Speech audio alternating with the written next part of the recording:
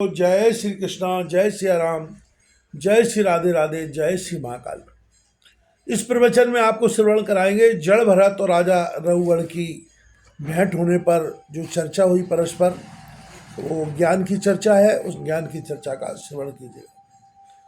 सुखदेव जी कहते हैं, राजा ने एक बार सिंधु सौवरी देश का स्वामी राजा रघुगण पालकी पर चढ़कर जा रहा था। जब वह इक्षुमती नदी के किनारे पहुंचा तब उसकी पालकी उठाने वाले कहारों के जमादार को एक कहार की आवश्यकता पड़ी। कहार की खोज करते समय दैववश उसे ये विप्र देवता मिल गए। इन्हें देखकर उसने सोचा, यह मनुष्य हष्टपुष्ट जवान और गठीले अंगों वाला है, इसलिए यह तो बैल या गधे के समान अच्छी तरह बोझा ढो सकता है। यह सोचकर उसने बेगार में पकड़े हुए अन्य कहारों के साथ इन्हें भी बलात् पकड़कर पालकी में जोड़ दिया। महात्मा भरत जी यद्यपि किसी प्रकार इस कार्य के योग्य नहीं थे, तो भी वे बिना किसी बोले चुपचाप पालकी को उठा ले चले।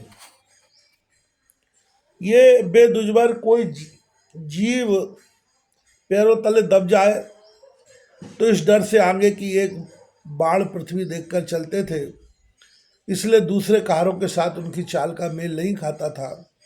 अतः जब पालकी टेढ़ी सीधी होने लगी तब यह देखकर राजा रघुगण ने पालकी उठाने वालों से कहा, अरे कहारो, अच्छी तरह चलो, पालकी को इस प्रकार ऊंची नीची करके क्यों चलते हो। तब अपने स्वामी का यह आक्षेप युक्त वचन सुनकर कहारों को डर लगा कि कहीं राजा उन्हें दंड न दे दे, इसलिए उन्होंने राजा से इस प्रकार निवेदन किया, महाराज, यह हमारा प्रबंध नहीं है, हम आपकी नियम मर्यादा के अनुसार ठीक ठीक ही पालकी ले चल रहे हैं। यह एक नया कहार अभी अभी पालकी में लगाया गया है, तो भी यह जल्दी जल्दी नहीं चलता। हम लोग इसके साथ पालकी नहीं ले जा सकते। कहारों के ये दीन वचन सुनकर राजा रघुगण ने सोचा, संसर्ग से उत्पन्न होने वाला दोष एक व्यक्ति में होने पर भी उससे संबंध रखने वाले सभी पुरुषों में आ जाता है, इसलिए यदि इसका प्रतिकार न किया गया तो भी यह धीरे धीरे ये सभी कार अपनी चाल बिगाड़ लेंगे। ऐसा सोचकर राजा रघुगण को कुछ क्रोध हो आया। यद्यपि उसने महापुरुषों का सेवन किया था, तथापि क्षत्रिय स्वभाववश बलात् उसकी बुद्धि रजोगुण में व्याप्त हो गई और वह उन दुष्श्रेष्ठ से, जिनका ब्रह्म तेज भस्म से ढके हुए अग्नि के समान प्रकट नहीं था, इस प्रकार व्यंग से भरे वचन कहने लगा, अरे भैया, बड़े दुख की बात है, अवश्य तुम बहुत थक गए हो। ज्ञात होता है तुम्हारे इन साथियों ने तुम्हें तनिक भी सहारा नहीं लगाया। इतनी दूर से तुम अकेली बड़ी देर से पाल के ढूंढते चले आ रहे हो। तुम्हारा शरीर भी तो विशेष मोटा ताजा और खट्टा खट्टा नहीं है, और मित्र बुढ़ापे अलग तुम्हें दबा रखा है। इस प्रकार बहुत ताना मारने पर भी वे पालकी की भांति, पहले की भांति चुपचाप पालकी उठाए चलते रहे। उन्होंने इसका कुछ भी बुरा न माना, क्योंकि उनकी दृष्टि में तो पंचभूत इंद्रिय और अंतःकरण का संघात, यह अपना अंतिम शरीर अविद्या का ही कार्य था। वह विविध अंगों से कुछ दिखाई देने पर भी वस्तुतः था ही नहीं, इसलिए उसमें उनका मैं मेरेपन का मिथ्या अध्यास सर्वदा निवृत्त हो गया था और वे ब्रह्मरूप हो गए थे। किंतु पालकी अब भी सीधी चाल से नहीं चल रही है। यह देखकर राजा रघुगण क्रोध से आग बबूला हो गया और कहने लगा, अरे यह क्या तू जीता ही मर गया है। तू मेरा निरादर करके मेरी आज्ञा का उल्लंघन कर रहा है। मालूम होता है तू सर्वथा प्रमादी है।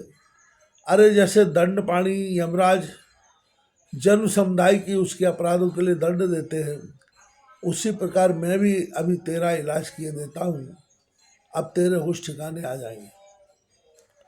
रघुगण को राजा होने का अभिमान था, इसलिए वह इसी प्रकार बहुत सी अनाप शनाप बातें बोल गया। वह अपने को बड़ा पंडित समझता था, अतः वह रज तमयुक्त अभिमान के वशीभूत होकर उसने भगवान के अन्यत्र प्रीति पात्र भक्तवर भरत जी का तिरस्कार कर डाला। योगेश्वरों की विचित्र कहानी करनी का तो कुछ से कुछ पता ही न था। उसकी ऐसी कच्ची बुद्धि देखकर वे संपूर्ण प्राणियों के सुहृदय एवं महात्मा ब्रह्मभूत विप्र देवता मुस्कुराए और बिना किसी प्रकार का अभिमान किए इस प्रकार कहने लगे। जड़ भरत ने कहा, राजन, तुमने जो कुछ कहा है वह यथार्थ है, उसमें कोई उल्हाना नहीं है। यदि भार नाम की कोई वस्तु है तो ढोने वाले के लिए है, यदि कोई मार्ग है तो वह चलने वालों के लिए है। मोटापन भी उसी का है। यह सब शरीर के लिए कहा जाता है, आत्मा के लिए नहीं। ज्ञानी जन ऐसी बात नहीं करते। स्थूलता, कृष्णा आदि व्याधि, भूख प्यास, भय, कलह, इच्छा, निद्रा, प्रेम, क्रोध, अपमान, अभिमान और सुख, ये सब धर्म देहाभिमान को लेकर उत्पन्न होने वाले जीव में रहते हैं। मुझ में इनका लेश भी नहीं है। राजन, तुमने जो जीने मरने की बात कही है, सो जितने भी विकारी पदार्थ है उन सभी में नियमित रूप से ये दोनों बातें देखी जाती है, क्योंकि वे सभी आदि अंत वाले हैं। यशस्वी नरेश, जहाँ स्वामी सेवक स्थिर हो वहाँ आज्ञापाल दादी का नियम भी लागू हो सकता है। तुम राजा और मैं प्रजा हूँ। इस प्रकार के भेद बुद्धि के लिए मुझे व्यवहार के सिवा और तनिक भी आवश्यकता दिखाई नहीं देती। परमार्थ दृष्टि से देखा जाए तो किसे स्वामी कहे और किसे सेवक। फिर भी राजन, तुम्हें यदि स्वामित्व का अभिमान है तो कहो, मैं तुम्हारी क्या सेवा करूं। वीरवर में मत उन्मत्त और जड़ के समान अपनी ही स्थिति में रहता हूँ। मेरा इलाज करके तुम्हें क्या हाथ लगेगा। यदि मैं वास्तव में जड़ और प्रमादी ही हूँ तो मुझे शिक्षा देना पिसे हुए को पीसने के समान व्यर्थ ही होगा। सुखदेव जी कहते हैं, परीक्षित, मुनिवर जड़ भरत यथार्थ तत्व का उपदेश करते हुए इतना उत्तर देकर मौन हो गए। उनका देहात्म बुद्धि का हेतुभूत अज्ञान निवृत्त हो चुका था, इसलिए वे परम शांत हो गए थे। अतः इतना कहकर भोग द्वारा प्रारब्ध क्षय करने के लिए वे फिर पहले के ही समान उस पालकी को कंधे पर लेकर चलने लगे। किंतु सौवीर नरेश रघुगढ़ भी अपनी उत्तम श्रद्धा के कारण तत्व जिज्ञासा का पूरा अधिकारी था। जब उसने इन ध्वज श्रेष्ठ के अनेकों योग ग्रंथों से समर्थित एवं हृदय की ग्रंथि का छेदन करने वाले ये वाक्य सुने, तब वह तत्काल पालकी से उतर पड़ा। उसका राजमत सरसा चूर हो गया और मैं उनके चरणों में गिर रखकर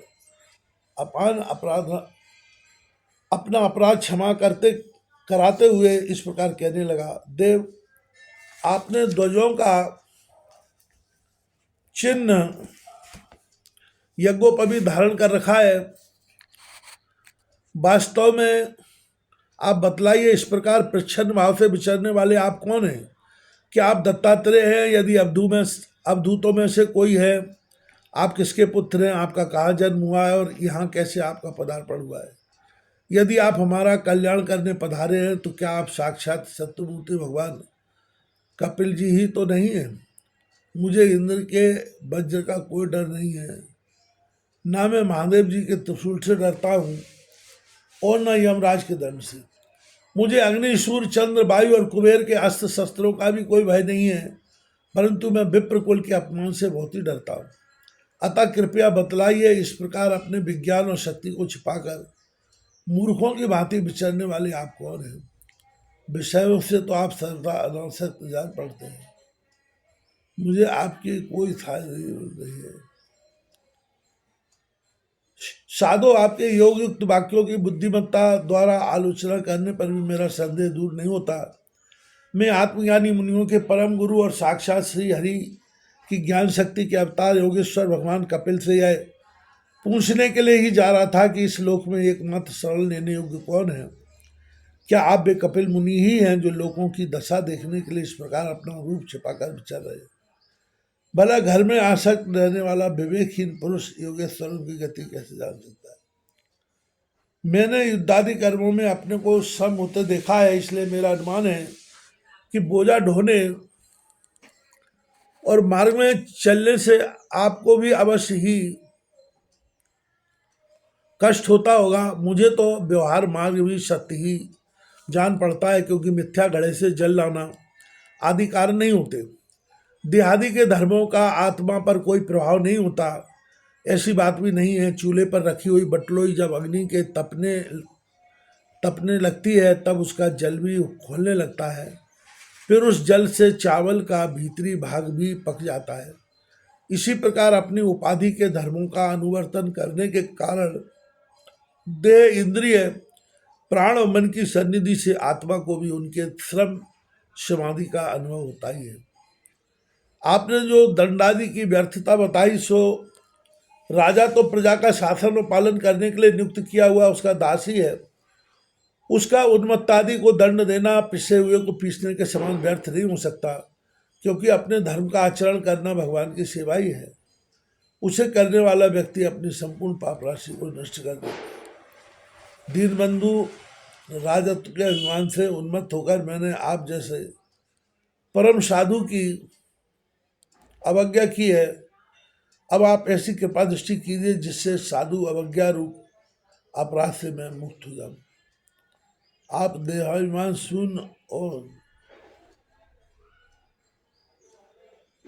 विश्वबंधु श्री हरि के अनन्य भक्त है, इसलिए सब में समान दृष्टि होने से इस मानापमान के कारण आप में कोई विकार नहीं हो सकता। तथापि एक महापुरुष का अपमान करने के कारण मेरे जैसा पुरुष साक्षात त्रिशूलपाणी महादेव जी के समान प्रभावशाली होने पर भी अपने अपराध से अवश्य थोड़े ही काल में नष्ट हो जाएगा।